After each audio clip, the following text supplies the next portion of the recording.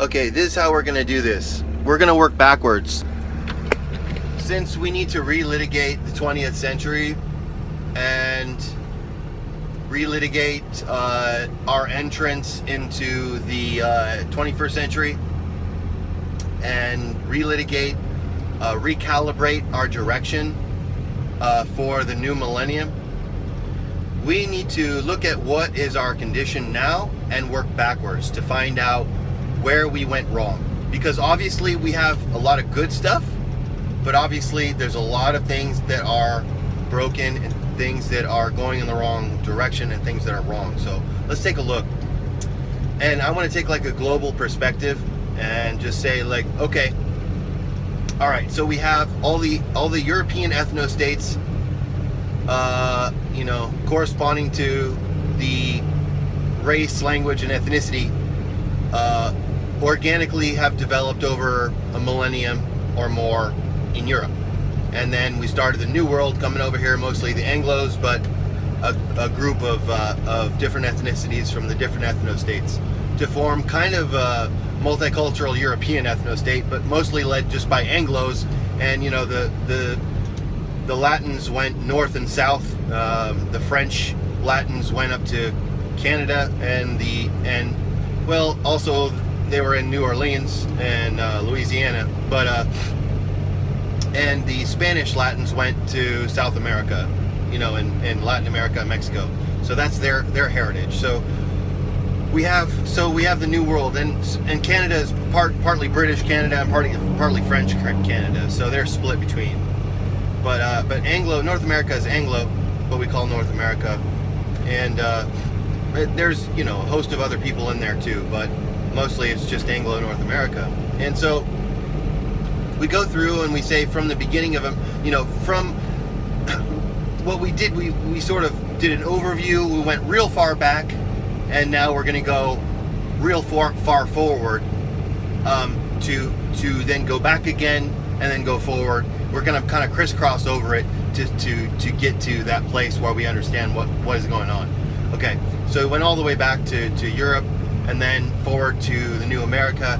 And now let's go fast forward to the middle of the 20th century, almost the end of the story. We're in the 21st century now, first quarter of the 21st century now. So let's go right almost to the end of the story, just to the antepenultimate or the penultimate chapter of the story, the 20th century, mid 20th century, where you have the Anglo motherland, England, and America, the posterity of the Anglo motherland, win this great war, this big patriotic global war against the evil Germans, which are actually our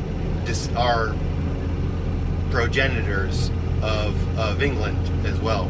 But anyway, so we're all family. But anyway, so we have this big intra-family squabble in World War II, which was an extension of World War I.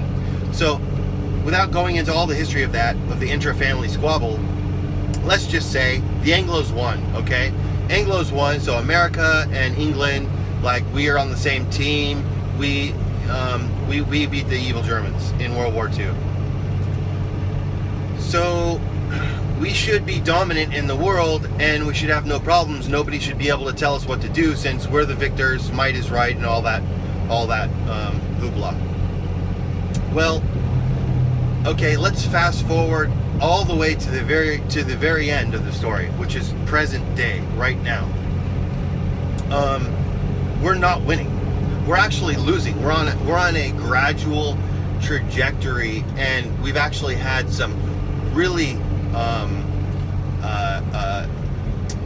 punctuated equilibrium, I guess you could say, or usually that signifies going up in a way, but we're going down off a precipice, just totally going off a precipice, just falling into the ravine here.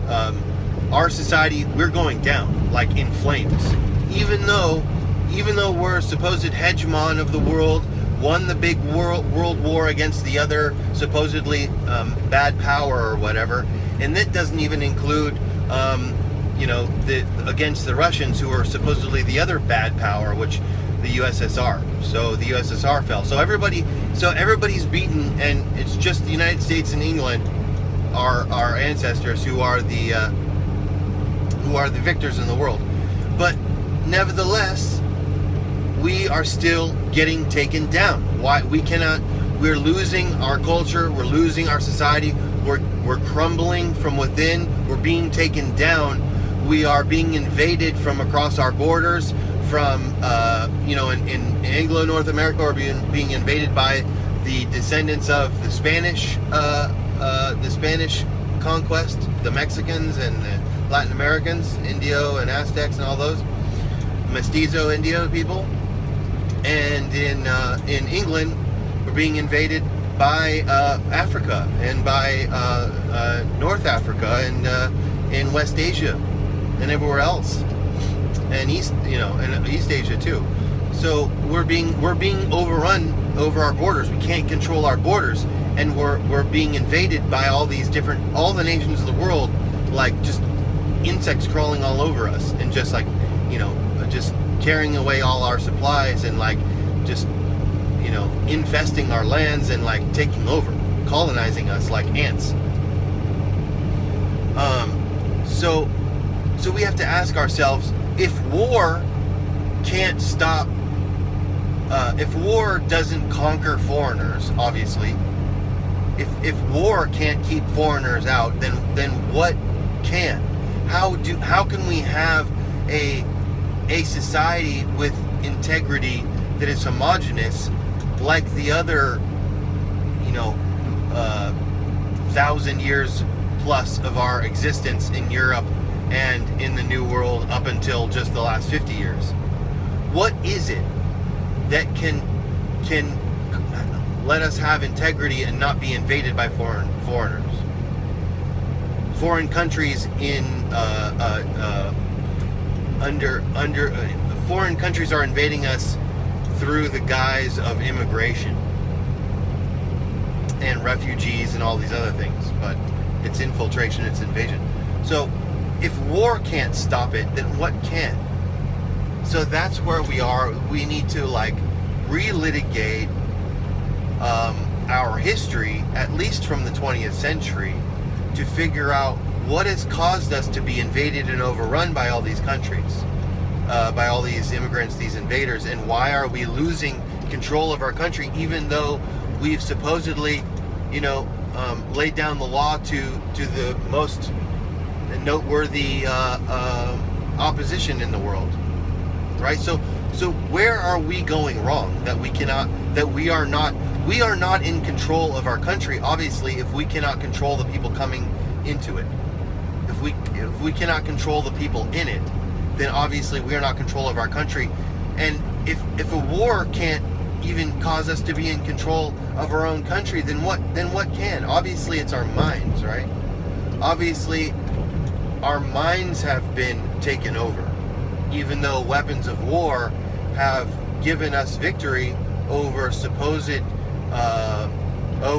our supposed enemies. Our minds have been conquered by foreign enemies, right? Because foreign enemies have control over us, and we don't have control over them.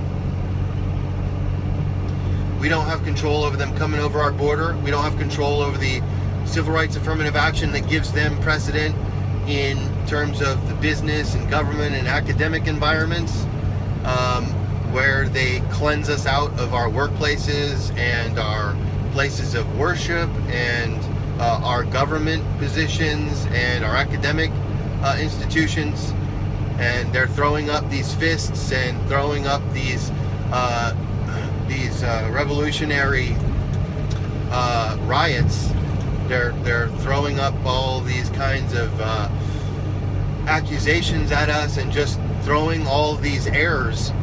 Like there are bugs, there's errors being thrown in our programming, in our system on the server here. We're getting a lot of errors being thrown at us, and I think we need to start debugging.